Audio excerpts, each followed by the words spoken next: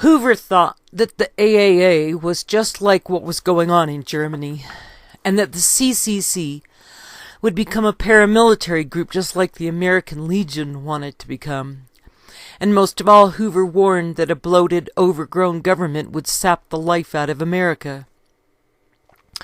Hoover reminded everyone that an unwieldy government had engineered the Great War, and that the Democrats would start another war simply because they didn't know how to stop it.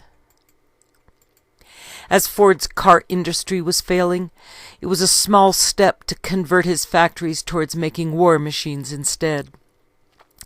And the American economy was just getting back on its feet when the European banks went under in 1934, and by the end of Hitler's war, Ford would be cranking out one bomber per day. Hoover had gotten Turkey to allow him to help Greece, and Hoover would try to help Poland in 1941, even getting Hitler to sign an order, making Hoover's ships free from U-boat attack, but Churchill intervened to thwart Hoover's efforts towards his Quaker peace. When the CCC built the Hoover Dam, the Democrats wanted to call it something else, and the only thing left undone by the New Deal had been to get Americans back onto self-sustaining farms. But they didn't get around to it because it was at the bottom of the list and had seemed an insurmountable difficulty since Ford had been making cars and people had been so eager to drive into the cities, especially now that liquor was legal. Hitler kept Ford's picture on his desk, and Hitler gave Henry Ford the Grand Cross of the Golden Eagle, and Ford accepted the medal just to annoy FDR. When Henry Ford would die on the 7th of April in 1947, all his factories in America were to close for a day in his honor after they'd built 9,000 Liberator bombers as well as jeeps. And as soon as Hitler was dead, the German government ordered Ford's factories in Germany to be blown up. But the Germans refused, and rather than closing down for the day when Ford died, the workers in Germany decided to keep working instead. Hitler's Autobahn had been a military project, and when Ike became president, he told Congress that America needed an interstate highway just like Germany's. And Ike sold it to the taxpayer as a military necessity, which bears repeating.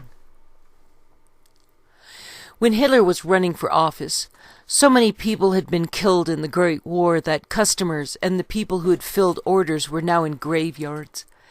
And while there were things to sell and customers who wanted to buy, the economy began to fail as the inflation increased and people began to hoard goods to hedge against the higher price they knew would be asked the following month or the following week.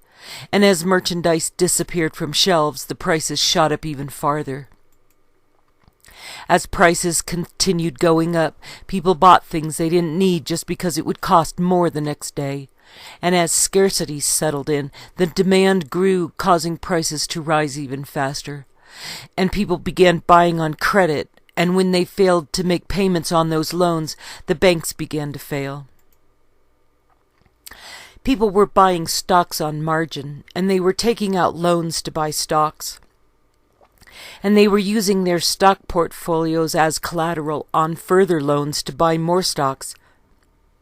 And when the price of their stocks fell in the Great Crash, they were unable to get any more loans to cover their losses. Speculation in the stock market had thrown the economy out of proportion to demand, out of balance.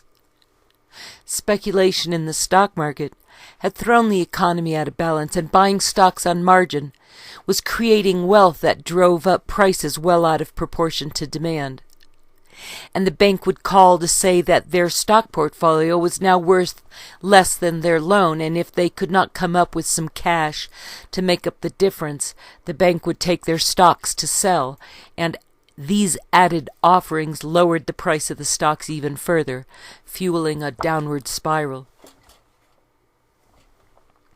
The Weimar government was desperate to keep communism at bay, and Weimar had hoped to stave off the rising tide of communists in Germany by salving their grievances, those same communists the Germans had just faced across the trenches in the Eastern Front in the Great War. The Weimar plan was to help the German people get ahead so they wouldn't vote communist, and the chosen method was to print money and distribute it as widely as possible. The first years seemed to work so well that they continued the money printing, even as the market continued to find a new level with the higher prices, while the amount of goods for sale remained the same. The inflation in Germany started when the German foreign minister was assassinated in June of 1922, and the socialist Weimar government began printing money. And in August of 1923, a dollar was worth 3 million marks, and by October a dollar was worth 150 million marks. A year later, a dollar was worth 250 billion marks, and Germans started buying on credit as the mark devalued. And by the end of 1925, the price of an egg was 30 million times more than before the Great War. And it didn't take long for Germans to begin to go hungry, as the socialist Weimar government was paying its debts at the expense of the working class. Printing money was a redistribution of wealth, and those who were immediately spending the increased money supply benefited from obtaining more goods, but as prices increased with the higher demand, those who had not gotten an increase in wages or government handouts suffered from the higher prices. Flooding the market with more currency always made prices rise and was the sole reason for higher prices.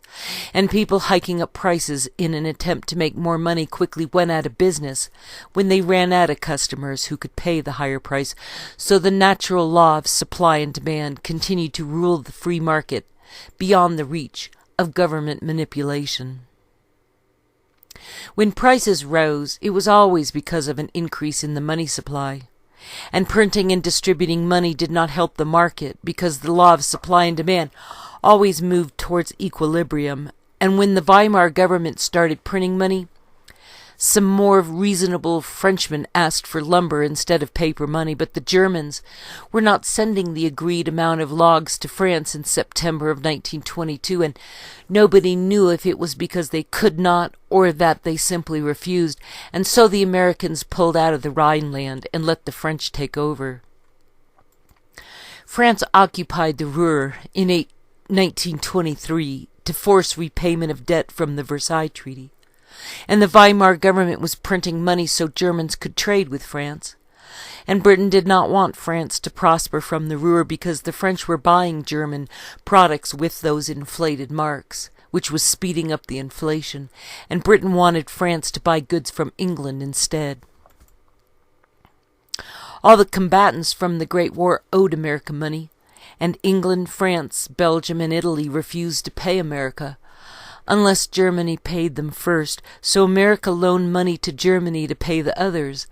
And from 1923 to 1929, the stock market ballooned as banks loaned on margin, and those gambling in the stock market made more money trading than a company was worth. But the banks were happy to get the interest rate up front, and were happy to use the inflated stocks as collateral on further loans. William Griffith Wilson had been a stockbroker, and he wrote, "And sure enough, in the spring of 1929, there was a hell of a crack in the market, and boy, I let that thing down 5 points, and I got thousands of shares of it into my friends' hands, and meanwhile pegged the price and protected myself. So I thought, well, you put your friends in on the dip instead of selling it to them on the bulges, and that gives them a wonderful break, and meanwhile they're protected. I'm not trying to trade on them and make money that way, and we've got a long, full operation, good enough for quite a while yet. Pass it on." The story of Bill Wilson and how the AA message reached the world. New York, Alcoholics Anonymous World Services, Inc., 1984, page 85. Market speculation not only created jobs, but it made real commodities available, something Alan Greenspan would call the wealth effect. And Americans were ordering a new were ordering new things out of the Sears catalog, and when suspicions grew that the banks were failing because European banks were going under, people began keeping their money under their mattresses rather than putting it into banks. With the failure of banks in Europe, American banks that were invested overseas started failing, and Americans in the cities were laid off as the cities themselves went bankrupt, and 1 out of 4 people found themselves out of work. Farms were sold at public auctions, and Americans couldn't pay their taxes, and Hoover ordered the government to buy the farmers' crops, and government warehouses filled with surplus crops for which there were no buyers. And Hoover wanted to put people in jail for destroying commodities in order to increase prices. For as long as anyone could remember, milkmen had delivered milk from the dairies, and the new milk trucks made even more money driving into the cities to sell milk instead of delivering it by horse-drawn wagons. Nobody had gotten rich delivering milk in the old days, but now they could knock out a route in a few hours that used to take days with horses. And as the dairies got even bigger and made more money, they bought the new fancy milking machines and cold milk storage tanks with money borrowed from the banks. And in less than a decade, there was more milk for sale than all the housewives in the cities could use. The dairies started pouring their milk out onto the public streets to protest the falling prices because they needed a profit coming in to keep up payments to the banks on their loans.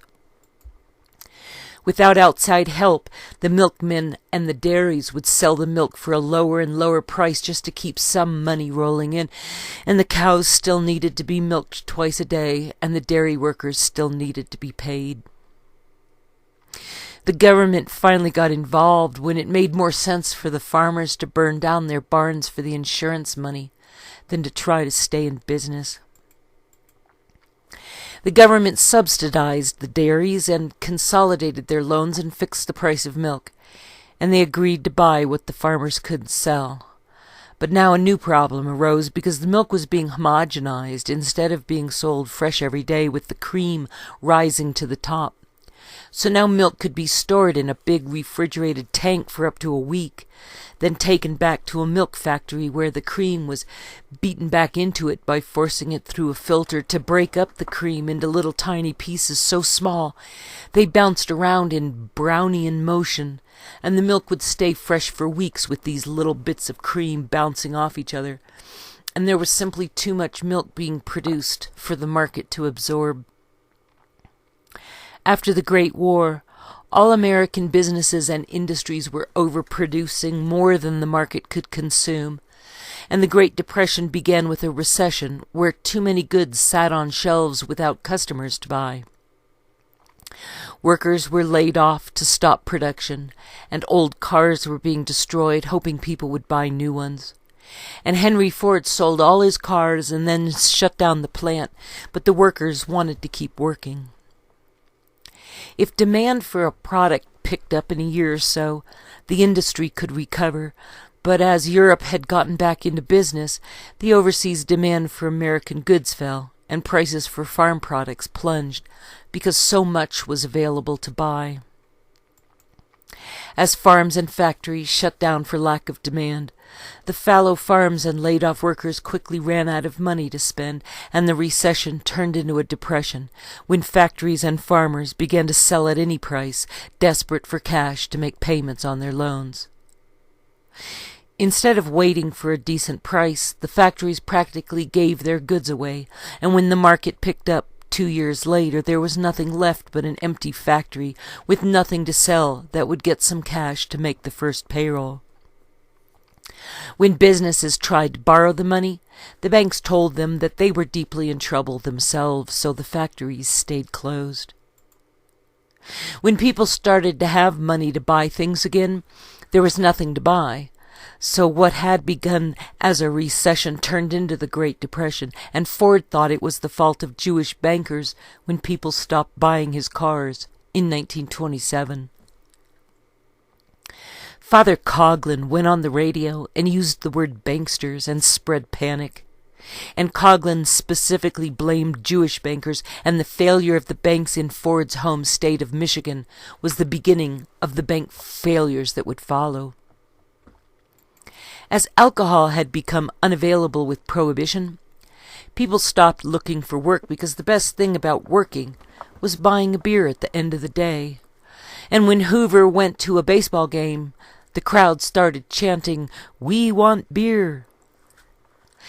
Ford blamed drinking on a Jewish conspiracy, and he said that rents were rising because of Jews, and that women were wearing shocking clothing designed and sold by Jews, and vulgar Broadway shows and cheap Hollywood movies were made by Jews, and they were also responsible for, quote, gambling, jazz, scarlet fiction, flashy jewelry, nightclubs, close quote, described by Ford in a newspaper he printed called The Independent that ran for 90 issues in 15 cities. Fights would break out when Jewish people tried to interfere with sales of the newspaper, and the Boston police tried to stop the paper from being sold, but were warned away by lawyers. And the Cincinnati City Council banned the paper outright, while small riots broke out in Toledo and Pittsburgh. In 1927, a plan had been hatched to invigorate the car industry with the new Model A Ford, and retooling had cost $250 million, with 500,000 orders taken before the first Model A was delivered. And Hitler thought that was a great idea and started Germans working on plans for the Volkswagen. But after the stock market crashed in America, sales of the Model A failed to match expectations. To control the cost of making cars, Ford had acquired lumber mills and iron mines and coal mines, but not enough to be self-sufficient, only enough to get by in an emergency. And his coal mines were in Kentucky and Virginia, and Ford also had a factory in Germany. And when the Model A failed to make any money, the first rumor that Ford was laying off workers in his German factory started the stock sell-off in October of 1929. Ford thought Germans were more like Americans, as Chrysler was a German and Westinghouse was a German who had invented an air brake that kept trains from colliding, and a German named Spreckles had invented the sugar cube, and German Americans had invented hamburgers, and German Americans invented hot dogs, and ketchup was invented by German Americans. And Christmas trees were German, and Santa Claus was a German, and blue jeans were invented by German Americans. John Jacob Astor and John D. Rockefeller Sr. were Germans, and Germans were responsible for giving Americans parades, picnics, kindergartens, and gymnasiums. So Ford liked Germans, but he didn't like Jews, whether or not they were communists. Arm & Hammer told Ford that it wasn't Jews who were bad, just a certain group of bankers who were Jewish. And Armin warned Ford that Jews had just been given equal rights in Germany in 1919, and that there were some predictable market forces at play over the new status of Jews as legal partners in the money world. The Independent was taken out of many libraries, and Ford had to get an injunction to sell it in New York City. And Congress introduced a, quote, resolution of protest, close quote, but Germans translated parts of Ford's newspaper and were passing them around in Germany. Ford spent millions of dollars on his newspaper, The Independent, and had his dealerships display the paper on the premises. And someone sued Ford over his newspaper, and the case came to trial in March of 1927, and the transcripts were printed in his newspaper. Ford was subpoenaed to testify, and the day before his appearance in court, Ford was sideswiped while driving on Michigan Avenue, and he went off the road and downhill for 15 feet before hitting a tree. The judge called a mistrial and postponed further action for 6 months, but Ford settled out of court and published an apology to prevent a Jewish boycott of his new Model A. As banks went out of business in the Great Depression, they stopped making money available for loans on stocks, and as people sold their stocks for what cash they could get to cover their margin calls to stay in the market, the price of stocks fell further until all available money was sucked out of the stock market, and it was surprising how quickly it happened. But the telegraph and the telephone played a major part in the speedy sell-off. Before the Great War, millionaires had built huge houses and had given enormous parties and enjoyed flaunting their wealth with an outward appearance of being rich. So before the Great War brought an avalanche of income and other taxes, the decades before had been called the Gilded Age. And these were the people of which F. Scott Fitzgerald wrote his many stories. Rich people enjoyed paying for Fitzgerald's short stories that were printed serially in magazines, because they would often find themselves within the tales, a thrilling recognition of their social status. Before the Great War, people had known their place, and during the Gilded Age before 1913, nobody bothered much with politics because it was in the capable hands of people who had been born and bred to the job, a set of carefully bred people quite visible in their fancy clothes and top hats, riding around in elaborate coaches with an air of authority. And that upper class had made a virtue of keeping their own scandals to themselves, and popular writers respected that tradition, or they would not have been allowed to publish.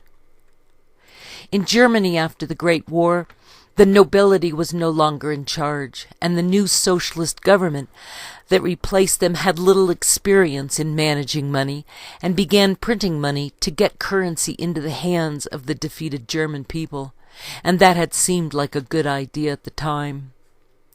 While the French had killed off their nobility 100 years prior, they had kept their generals.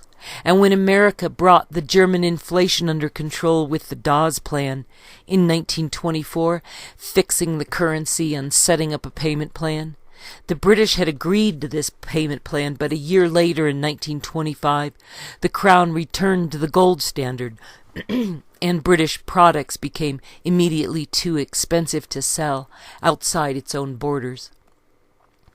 Trade with Britain slumped, and more English became unemployed, and they could no longer afford the national pension plan for widows, orphans, and the elderly that had been started, and the British had also subsidized their railroads, but because the railroad owners were not paying enough of that government subsidy money to the workers went out on strike again in 1926, and 3 million English joined in the strike.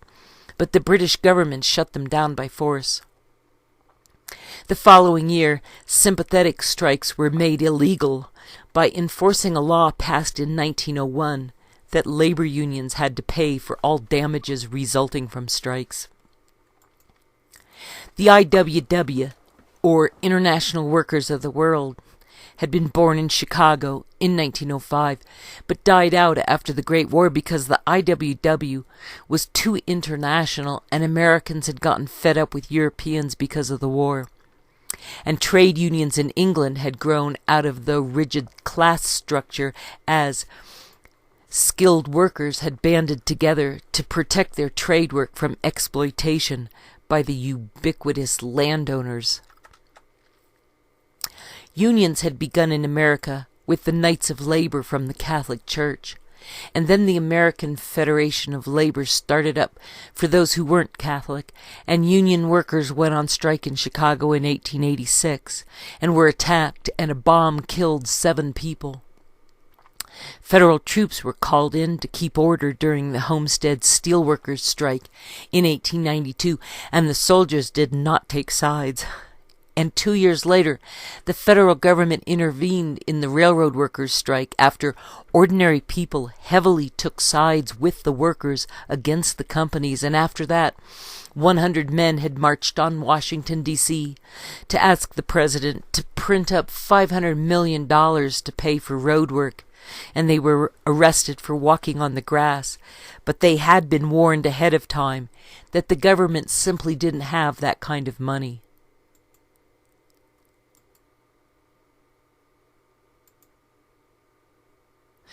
English railroad workers had gone out on strike in 1919 and had been given a minimum wage. And in retaliation, the railroad owners put a large number of them out of work. So by 1923, unemployment was reigning in England. The British government started the Sankey Commission to consider nationalizing the railroads, and it was no surprise to anyone that Jew communists were being blamed for the strikes. In 1929, insiders had started getting out of the American market as soon as a few overseas investors began selling stocks after a minor dip in the saturated American market. Beginning with Americans in Ford's factories getting laid off as Ford exported his jobs to German factories where workers were willing to do the job for lower wages because they were so desperate for the work. Americans knew the market was saturated and assumed the company was struggling, which was speculation upon speculation. And many American investors who were caught up in the oncoming panic had been making their living purely on stock speculation without a real job to fall back on. The American media had played down the exodus of Ford jobs to Germany because Americans had just fought Germans in the trenches. And when people thought there was trouble in Ford's company rather than there being just a small market adjustment, bad news was more believed than good. The same thing had happened after the Tsar had to weather the storm at Doggerbank in 1905. And when the stock market crashed in 1905, more railroads in America went out of business, and these were bought up and merged into giant companies that were making more money than the government collected in taxes from the entire company. These companies wanted to invest their profits in the government by buying public bonds that could make the government grow, and over whom they would hold sway instead of profits being used to expand their own businesses. So the idea was to tax the corporations so highly that they had fewer profits from which to buy government bonds, and to give them tax breaks if they used the profits to improve their businesses instead of using their wealth to influence the government. To prevent market crashes from doing such damage, the Federal Reserve System was created in 1913 as soon as J.P. Morgan died right before the Great War. And J.P. Morgan had died in his sleep at a Roman hotel right after he canceled his reservation aboard the Titanic that was scheduled to arrive in New York City on his 76th birthday. The Federal Reserve was designed to prevent foreign investors from crashing the American market as they had done in 1873 and 1893 and May of 1901. And the plans for the Federal Reserve had begun right after the assassination of President McKinley in September of 1901, and McKinley had just gotten the Gold Standard Act passed through his Republican Congress. McKinley had been a friend of big business, and when the Democrats took over the presidency and both houses of Congress, they passed the Federal Reserve Act that December of 1913 to stop the free market phenomenon that the first one out the door in market crashes made a killing while the rest were left holding the bag. The Federal Reserve banks were designed to help failing banks stay in business by sending overnight funds to cover runs on the banks, while before the Fed, the failing banks would just close their doors and all the depositors would lose their savings, and without banks to lend money, the economy would stop dead in the water. The flow of cash to and from banks from the farmers was dependent on the harvest and the sale of crops, and that took time. So on the eve of Christmas Eve in December of 1913, the Federal Reserve was created to smooth out the seasonality of farmers' cash flow and to smooth out currency panics and put an end to large-scale market speculation. Each of the 12 branches of the Federal Reserve was its own corporation, and the difference between the Bank of England and the Federal Reserve Bank was that the Bank of England profited from the banking business, while the Federal Reserve was a non-profit entity working to ensure the health of the smallest American bank. Because the government needed taxes to survive, it could only hope to collect taxes if life was profitable for the taxpayers and not for the banks, who were supposed to pass on their tax exemptions to their customers. The Federal Reserve had a 12-member committee of banks and a 7-member board that included at least 5 of the 12-member banks' presidents, and the Treasury Secretary was a member of the board, so a 2/3 majority of the 12 reserve banks could override the board, and while only half the banks in America joined the Federal Reserve System, people preferred to keep their money in these protected banks. There were 25 reserve bank branches, so a simple majority vote from them could override the 12-member banks, and 9 directors were required for each of the reserve branches, and their chairman had to be approved by the Federal Reserve Board. The 9-member board of the FOMC had rotating 1-year terms, and in order to keep the minimum reserve requirement to stay open for business, the member banks could lend money to each other overnight at the federal funds rate made on the market every day and not by the Fed. And although the Fed could try to influence it, they couldn't control it. A new bank could open with a loan from the Fed, and they needed to create mortgages and make loans in order to collect the interest to pay the salaries of the people working at the bank. And the trick was to borrow money from the Fed at a lower interest rate than they were charging to their customers in order to stay in business and keep their doors open.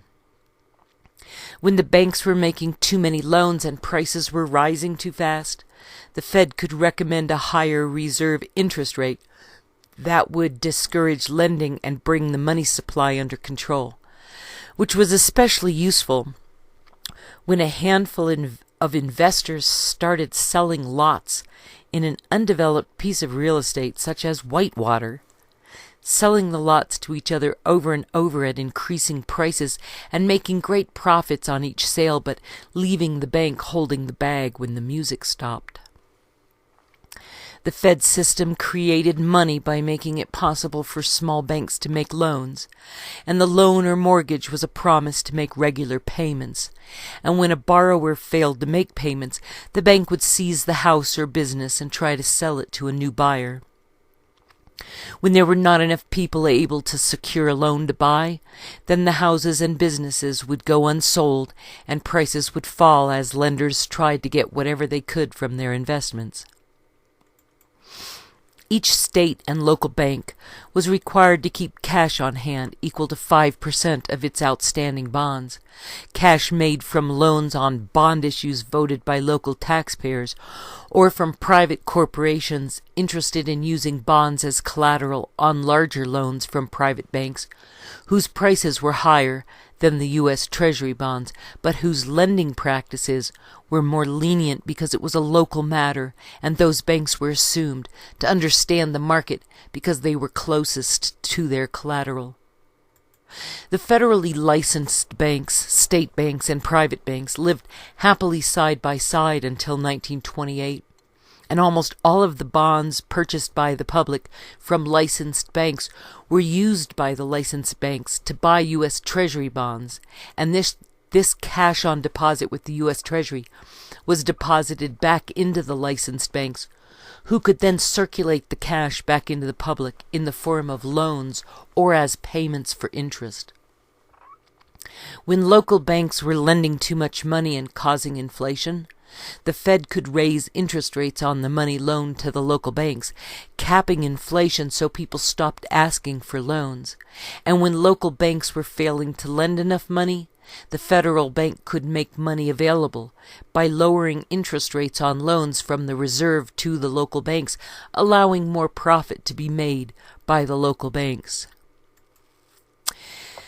Savings and loans banks were seen as a safer alternative to banks who were using their money for riskier business loans, and the S&Ls began to give out a higher interest rate to their depositors than other banks, and people flocked to put their money into S&Ls until the higher rates put the S&Ls out of business, and the government had to quietly close them one by one. People would borrow money from the S&L to flip properties, with each new owner paying a higher price, and the S&L got a nice slice of the pie every time the property changed hands. The accountants and assessors and lawyers were taking their fees out of the transactions, and as the real estate flipping progressed, a parcel of land worth $10 turned into monthly mortgage payments to the S&L that had become unsustainable, and the final owner would default, so the bank was left owning a piece of land worth $10 after the S&L had dished out much more than could be made whole when the music stopped playing. In the 1920s, the small banks had been sending depositors money to larger banks in the city, and the city banks were loaning that money to people buying stocks, and these bigger banks were getting a small profit from that interest, and when stock prices fell, the borrowers could not make payments on their loans and were forced to sell their stocks, and the price of stock fell steadily because nobody could come up with the money to buy them, and more stocks needed to sell to meet payments on the original loans from the banks, who tried to sell seized property to pay their employees, but found no buyers for the confiscated homes and farms. When banks failed, the depositors would line up in panic to withdraw their savings, and in 1928 there was not enough cash available to meet the panic.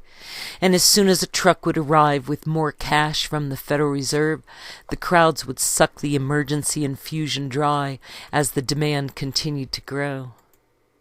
Until the Federal Reserve had backed them up, American banks were reluctant to lend money, and after the creation of the Fed and the subsequent Great War, cash became available again, and there was a huge boom in consumer goods such as radios and cars and clothes. And stock selling became great entertainment now that technology had given people more time on their hands. But most stocks were being bought not to oversee the management of a company, but to make money for the stockholders, and much of the sale of stocks was being done on borrowed money. The growth of government after the Great War was accompanied by increased taxes that forced many private businesses and utilities to go public because cash was needed to keep their doors open. And when all the banks refused them a loan, an issue of stock was just as good as a loan. As long as the majority of stock was held in private hands, the public shareholders remained a minority vote, and the key to keeping the stock market working was the threat of a shareholder lawsuit open to any shareholder willing and able to make their claim in open court. By American law, the fee for making a shareholder claim had to be reasonable, and the rules and laws describing how to do it was required to be readily available to the public. And while lawyers were useful for doing the paperwork, knowledge of the law did not require a bar association license, and every American was given access to the clerk's window down at the local courthouse. The judges required to hear cases from individuals representing themselves tended to be lenient because the amateurs kept the professional lawyers in check, and the trick to getting justice done was that the courts were independent from those who were being complained about, because if businesses controlled the state, there was fascism, and if the state controlled the courts, there was communism. And to make sure that the judiciaries remained independent, judges in America were elected by popular vote. When the stock market crashed in 1929, people were put out of work and could not pay their mortgages or make payments on their loans to the banks. And the stock market crash put more banks out of business than the Federal Reserve could keep up with. And people had no choice but to prefer to keep their money under their mattresses rather than putting it into the banks. The New Deal of 1933 would guarantee the safety of depositors' money so cash could start moving again. And the first day in office, FDR called a bank holiday that included closing the stock market and stopping the banks from making loans that were simply gambling with other people's money. Banks were no longer allowed to use stocks as investments, and annual financial reports by all corporations were required to be filed. And while some argued that the market could police itself, FDR created a New Deal for helping them to police themselves. Besides building the Hoover Dam, the New Deal created the Federal Communications Commission, the FCC, the National Labor Relations Board, NLRB, the Civil Aeronautics Board, CAB, and the Securities and Exchange Commission, the SEC, to stop insider trading, and Joe Kennedy was appointed as its first director. The SEC decentralized control instead of having only a few important people holding stock portfolios, and the CCC work projects gave many out-of-work veterans a decent day's work, and there was enough concrete in Hoover Dam to build a 20-foot wide highway from San Francisco to New York. The repeal of prohibition gave the U.S. economy a shot in the arm, and Social Security spread money around a little, and all the new government agencies and work programs were keeping many people busy. But government programs intended to help the poor failed on purpose, because if the poor disappeared, there would be no further need for the programs. The trouble in the Depression was that while prices were low, goods for sale were scarce, and so no buying and selling was being done. And sober economists had no idea how much time people were spending drinking rather than going shopping. Work went well as long as an individual's own interests were at stake, but using other people's money didn't provide the necessary pain to motivate businesses towards success, and without the incentive to pay their own bills, people willingly allowed the taxpayer to pick up the tab. As New Deal social service agencies sprang up everywhere, people were less inclined to contribute to charities because the government was now there not only to perform that service but also to foot the bill. Hoover had been averse to giving handouts to the poor because he thought they would lose their self-respect, and he knew a government agency tasked with helping the poor would use up all the money employing those who were passing out the money. Government-supported banks and businesses stifled private industry because government budgets had no incentive to streamline their business in order to turn a profit, and government projects used all the tax dollars they could garner to give the appearance that their jobs were worthwhile so they could continue to be funded year after year. If a government agency was set up to help the homeless, their jobs would disappear if they actually helped the homeless find homes and jobs, and most of their time would be spent writing reports about why their agency needed to remain viable for another year.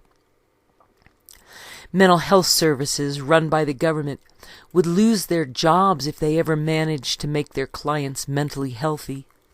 And government-run hospitals thrived whenever their patients became ever sicker, and human nature decreed that nobody did much of anything working for the government because the only way to keep their jobs was to make sure the job remained undone. Agencies created to audit the New Deal agencies required other agencies to audit the auditors, and as long as everyone was in the game, things went right along, but the day would come when the Ponzi scheme must collapse of its own weight, although it might take a while. And the longer it took for the pyramid scheme to collapse, the harder the giant would fall and the more destruction would be done. If companies issued stocks to use as collateral on loans, then issued more stock to keep up payments on their loans, the day would come when they ran out of investors to keep the scheme going, and that would be a loan too far. The problem in the 20s was that no shareholders were coming forward to complain because everyone was in on the game and were making too much cash in stock dividends to ask whether accounting practices were accurate. And even if they had, all the accountants had a seat at the table too. To keep the government from undue complicity in the banking business, the Federal Reserve was kept separate from the U.S. independent Treasury, and U.S. notes did not rely on the success or failure of the Federal Reserve handling America's private money. The Fed was detached from the government's money, and when panicked depositors were demanding cash in 1928 and 1932, there simply weren't enough paper notes available to give them, and the gold in the U.S. vaults was too heavy and cumbersome to pass out, so off the gold standard they went. The Treasury called in all of its bonds in 1935 and paid for them with a new devalued gold dollar, the FR note, and the IT used the profit towards a stabilization fund. Congress ordered the printing of FR notes rather than IT notes, and every IT note the government got its hands on was immediately retired. Credit from the IT vanished, and the FR notes became available for flexible deposit and withdrawal instead of the old IT notes, and thus American private money was cut off from U.S. government money. If American banks played fast and loose with FR notes, the U.S. government would not be responsible for their debts, and these small banks would have to knock on the door of the Federal Reserve rather than on Uncle Sam's, and Congress repealed the banking law requiring each bank to purchase the 1/4 of assets bond from the independent Treasury. The old bonds could be sold to the FR bank in exchange for FR notes, and all IT bonds could be paid with FR notes, but IT notes could not be paid to redeem FR bonds.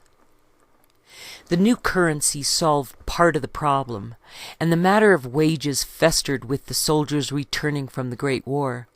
And the first thing that President Wilson had done when the Great War began was to commandeer the railroads for the military, and that government takeover made wages and prices rise bureaucratically.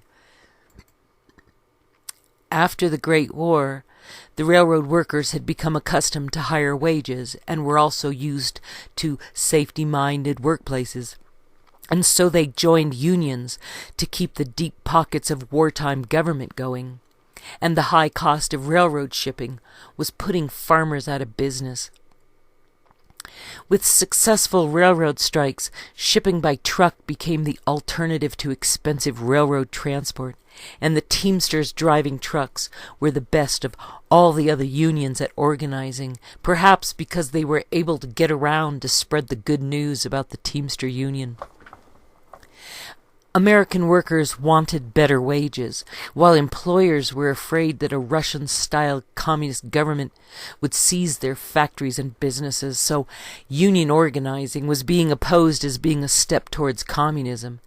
And for lack of a better wage, the goods now increasingly available were going largely unsold. As factories lowered their prices to stimulate sales, that meant cutting wages for their workers, and the workers would go out on strike, and that resulted in their having that much less to spend. Factories that were already overproducing would raise their prices to try to make money, and as factory prices went up, the farmers would grow more produce, hoping to be able to sell more, to buy what they needed outside the farm economy, and both sides were suffering from a lack of cash flow. There had been an enormous demand for food to war-torn Europe during the Great War, so American farmers had used tractors to plow up the land to plant more crops, and a tractor could plow the same amount of land as 50 working men. And with more food being grown, prices fell, while American farmers needed more money to buy things from the Sears catalog, and the more farm products they grew for sale, the lower the price went. Farmers couldn't sell as much as they produced, and to make matters worse, People were growing their own victory gardens as money became tight, instead of buying from the farmers. After the Great War, the Dow Jones rose 300%, and the disparity between city folks and country folks began to blend a little with the stock market boom, and as people were able to drive out to the farms from the cities and vice versa. As the stock market blossomed, the local banks became overextended from accepting inadequate collateral for loans that were more often than not land swapping schemes, and more certainly were merely stock speculation, and the insurance companies and financial corporations were also complicit in illegal practices, and because everyone was doing it, the idea of calling anyone out was washed away in the tide of growing prosperity. While 6,000 banks had failed in the decade before the Great Depression, in the 30s 10,000 more banks would fail, most of them in small towns surrounded by small farms, and the big city banks had invested in the smaller country banks, but they were also involved in foreign loans to war-ravaged Europe. The problem basically boiled down to the fact that the Great War had taken too long and did too much damage for American banks to hope for any repayment from Europe, since the previous business of the nobility was completely destroyed in the hostilities and Europe was simply starving. It had been thought that opening Hamilton's Bank of the United States would bring about the same abuse of farmers and merchants that the central bank back in England had done.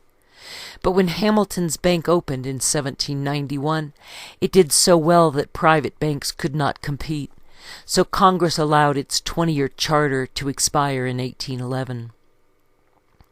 After Hamilton's bank was closed, private banks held the U.S. Treasury for 3.5 years, but they failed in 1814 when the British refused to join in the Congress of Vienna, and Britain called their loans to Europeans who had invested in America. The U.S. Treasury stepped in to save America by taking over American banking, and they reopened the Bank of the United States in 1816 and gave it another 20-year charter until 1836, but the British Crown refused to float their currency on the open market, and the market crashed again in 1819, so the Second Bank of the United States was again dissolved in favor of private banks that managed to implode within a year.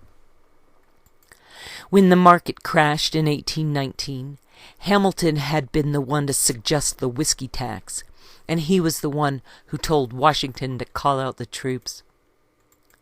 George Washington had only 3 secretaries in his cabinet at the time that Alexander Hamilton became the first Secretary of the Treasury at the age of 34 years old.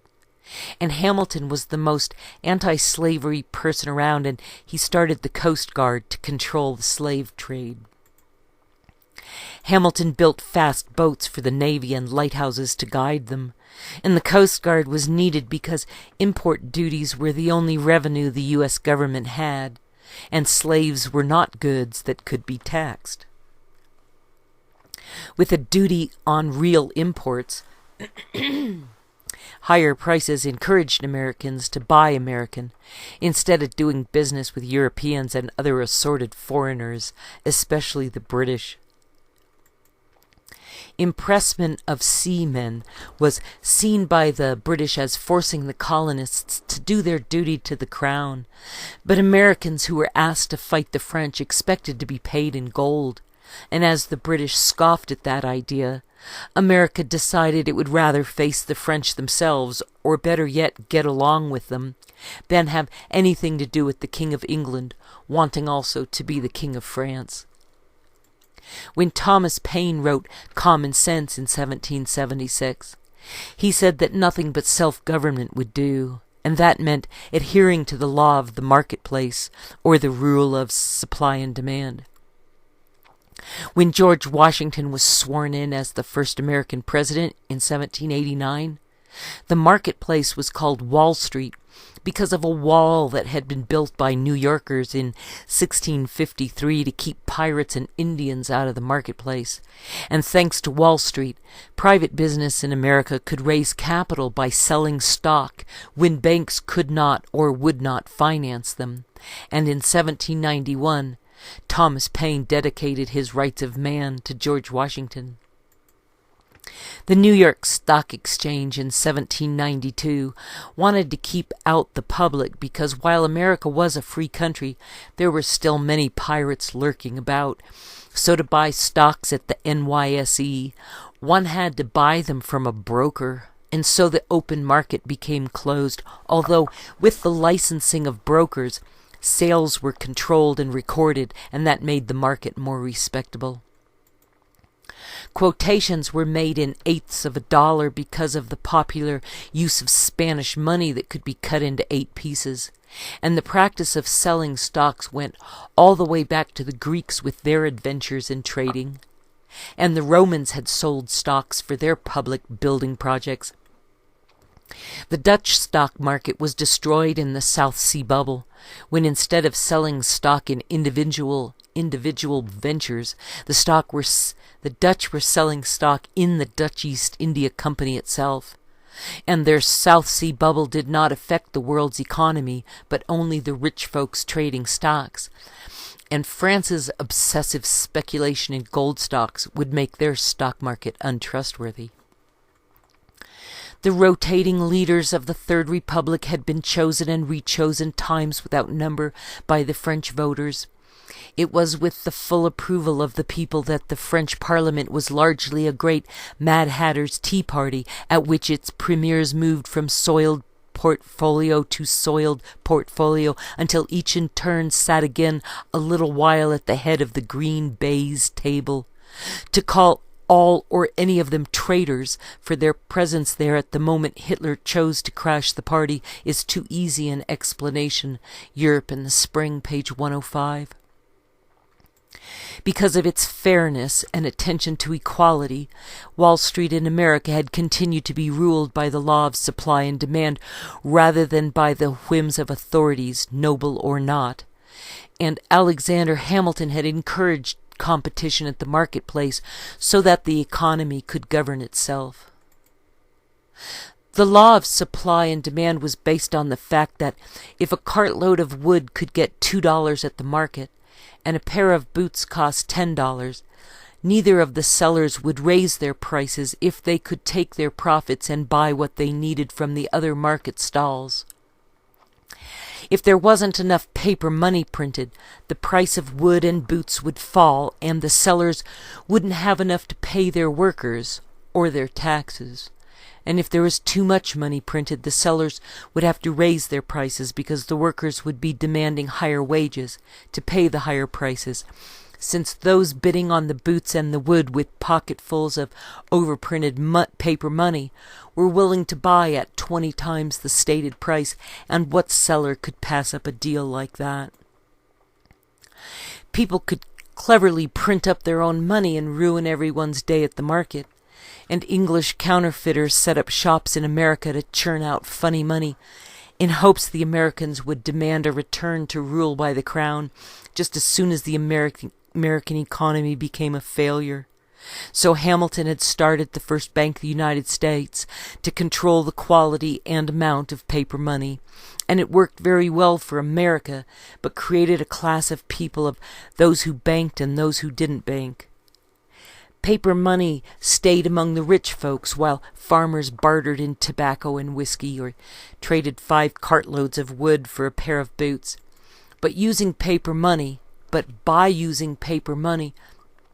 more boots and chopped wood could be sold because the sellers could post a price at the market instead of waiting for someone to offer a needed commodity. 30 cartloads of wood for a horse, 50 chickens for a cartload of wood, 20 horses for a piece of farmland, a horse for 10 gallons of whiskey.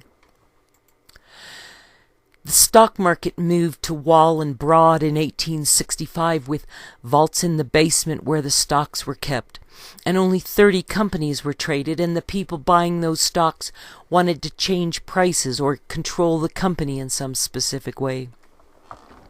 Street brokers on Wall Street still sold stocks on the sidewalk outside the closed doors, and bears bet that stock prices would fall while bulls expected stock prices to rise, and that was because a bull had horns that could attack from below, while bears could wrestle a bull to the ground. Stock in companies sold publicly in the market bound the company to votes from the stockholders, and were governed by their board of directors, who were bound by evolving corporate law. And a stockholder vote required a simple majority, or one more than 1/2 of the outstanding shares, while a board vote needed a true majority of 2/3. And stockholders were allowed to vote on board members, while the board itself ran the nominating committee. The 9-member board required a vote of 6-3, or 5-2 for a 7-member board, or 4-1 for a 5-member board, because 2/3 was larger than 3/5. Increased stock ownership allowed more votes towards who would be allowed on the board, and as the building of railroads coupled with the gold rush to make the stock market boom,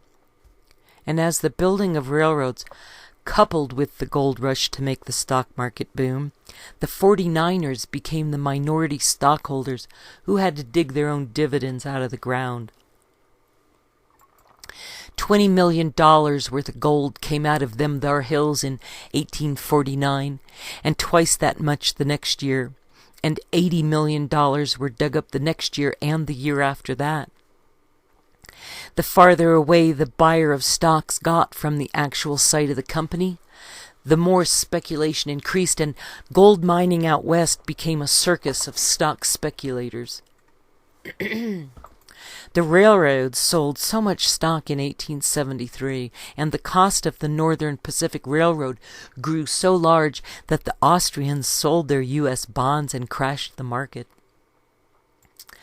Because the railroads had been in large part financed by the U.S. government, and so much money had been made available from the bottomless well of the U.S. Treasury, the railroad companies did not feel accountable for where the money went, and the railroads went out of business when the market crashed, while those rich enough to keep their stock bought up the rest cheaply, consolidating the railroads, and Congress would act to end monopolies in 1890.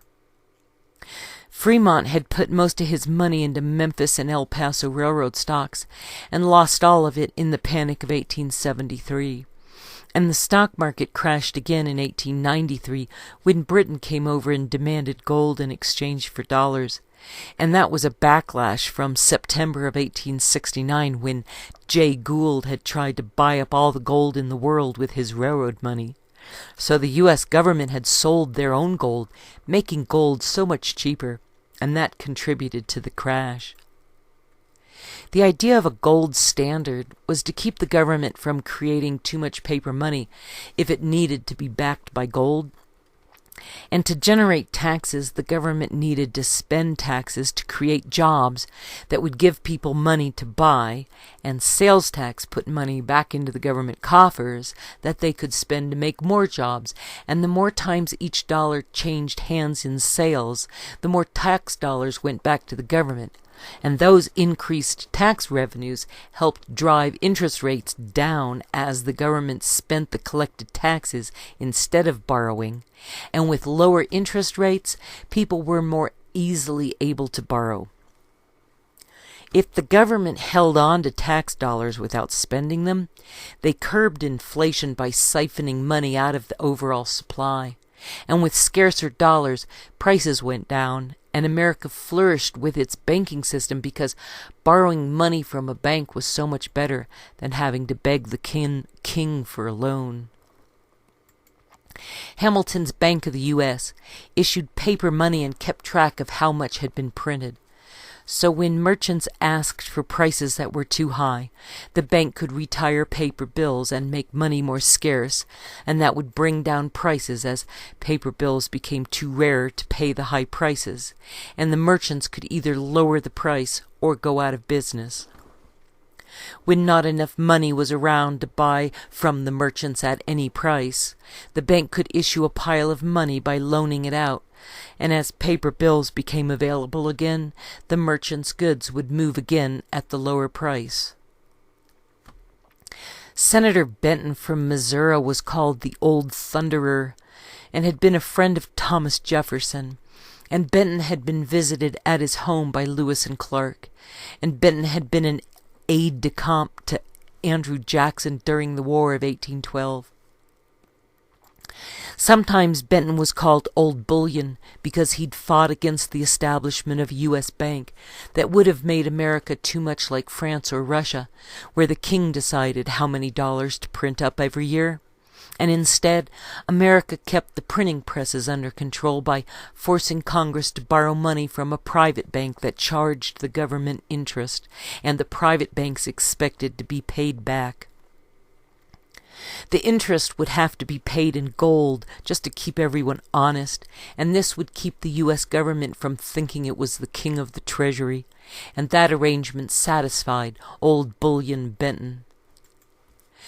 To start up Hamilton's bank, the Founding Fathers pitched in all the gold they owned by buying shares of stock in the bank, and the value of this stock would fall if nobody trusted the bank enough to buy their shares, should any of the Founding Fathers try to sell them. The bank was allegedly empowered by Congress to print paper notes that were worth their weight in gold, and any time anyone wanted their money back from the bank, they could knock on the teller's window and ask for gold in exchange for the paper money. The Treasury did not possess $2 million, and it seemed for a moment that Uncle Sam would not be able to carry out his part of the agreement. But Hamilton got around that neatly. In lieu of cash, he deposited with the organizers $2 million in drafts drawn on bankers in Holland. The drafts were spurious. The Dutch bankers did not owe the United States anything. In exchange for the drafts, the United States Treasury received $2 million in bank stocks. Then, on the same day, Hamilton, as Secretary of the Treasury, borrowed $2 million from the bank. The government was the first borrower. Immediately he returned the money to the bank and took back the spurious drafts. In place of that, he gave the bank unsecured notes of the government to be paid off at the rate of $200,000 a year. The bank encouraged the gambling spirit by financing speculators in land and commodities. By 1795, the government owed the institutions $6 million, and the bank was calling for a settlement. A few years later, the Treasury had to sell the government stock to get together enough cash to square the account. A New American History by W. E. Woodward, New York, Garden City Publishing Company, Inc., 1938, page 265. It cost money to supply money, so keeping savings in a bank required that interest on the account be paid to keep up the cost of the government making money available, so anywhere from 3 to 6% covered that built-in cost. When Jefferson died in 1824, Andrew Jackson received the most votes in the presidential election, but didn't have a majority of electoral votes, so the House of Representatives voted to make Adams the president instead. People wanted Andrew Jackson to run for president again in 1828, but Jackson thought he would die of his TB lung first. Yet he won the election, and even though his wife died of a heart attack a month later, Jackson would serve as president for 8 years. Andrew Jackson was elected by the votes of common working folk because there were many more poor voters than rich ones, and at the time Democrats were called Republicans, and Republicans were called Federalists, but Andrew Jackson changed that, making his the Democratic Republican Party.